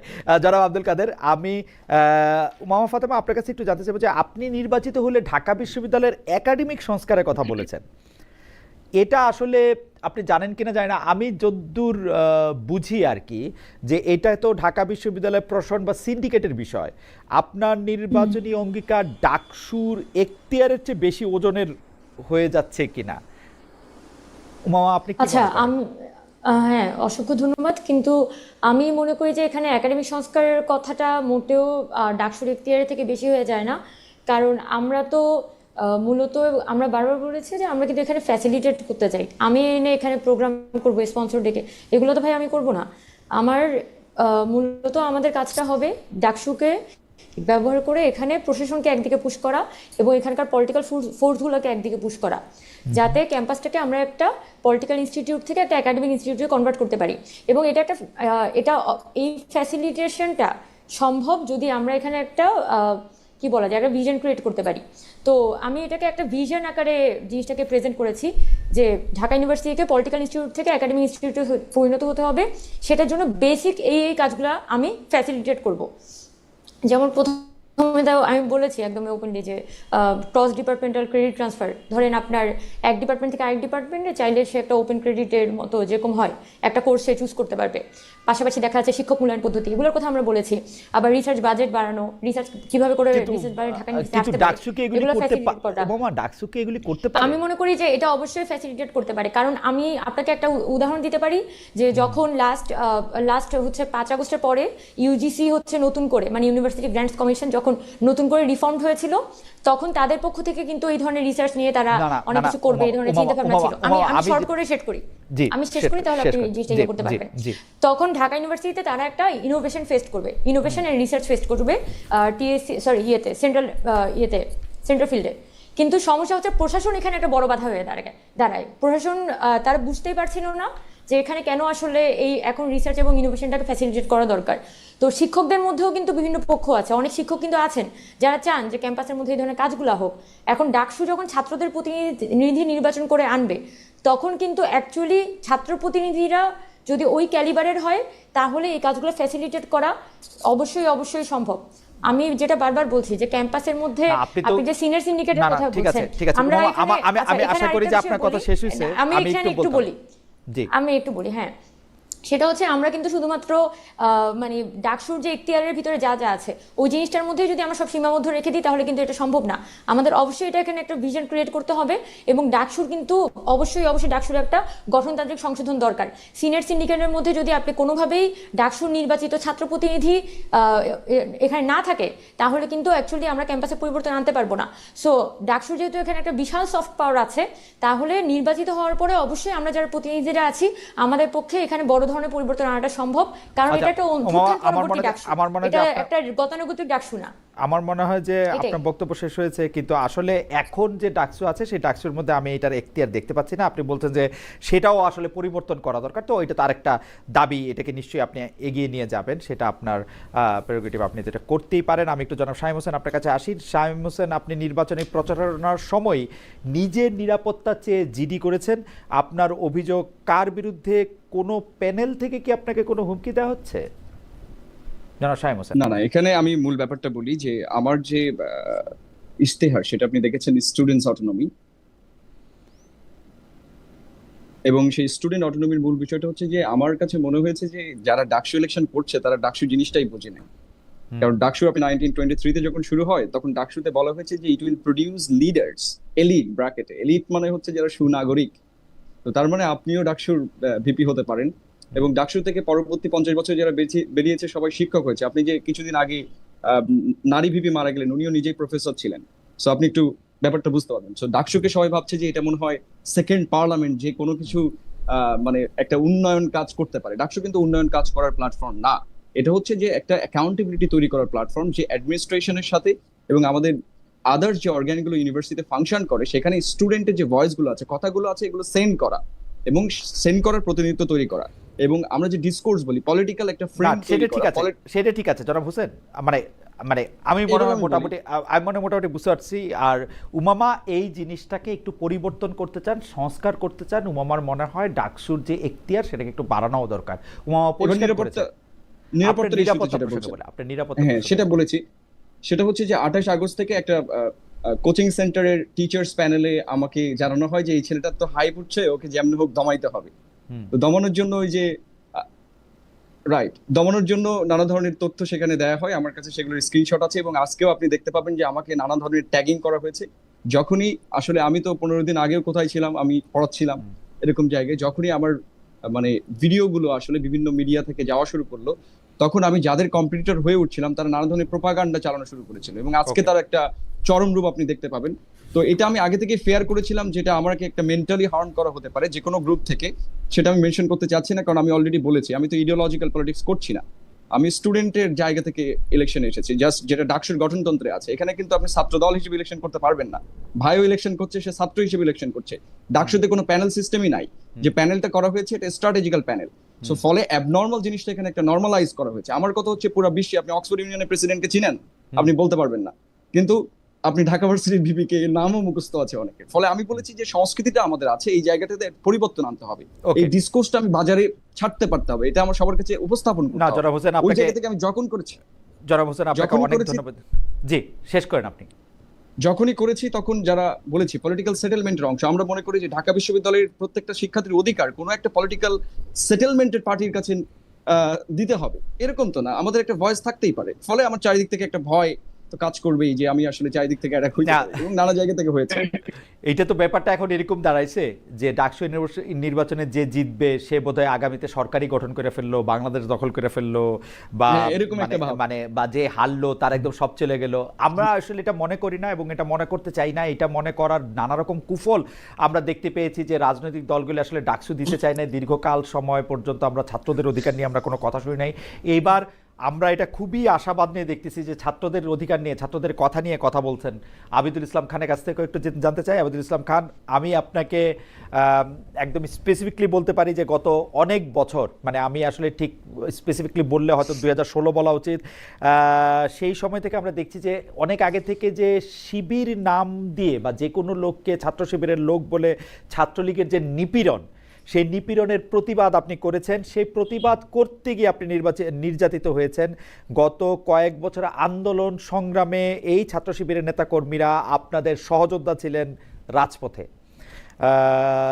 দুর্যোগে দুর্গমে সব জায়গায়। কিন্তু গত এক বছর ধরে, বিশেষ করে 5 আগস্টের পরে আপনারা শিবিরকে গুপ্ত বলে খোঁটা দিচ্ছেন, নানা রকম কথা বলছেন, তাদের পরিচয় উমুক কিনা 71, মানে যেসব জায়গায় তাদের দুর্বলতা বলে আপনি মনে করছেন সেসব জায়গা থেকে ক্রমাগত আপনি কথা বলেই যাচ্ছেন। এইটার কারণ কি আসলে? মানে আপনি কি এইটা খেয়াল করতেছেন যে আপনি যত বেশি শিবিরকে আক্রমণ করছেন তত সেই আক্রমণটার গোড়ায় গেলে আমরা আবার আপনাদেরই দেখতে পাবো? যদি রাজনৈতিক আদর্শের কথা আমরা বলি, মানে জামায়াতকে গালি দিলে আসলে বিএনপিকে গালি দেওয়া হয় কিনা, সোজা করে আমি প্রশ্ন করলে। আচ্ছা ভাই, যেই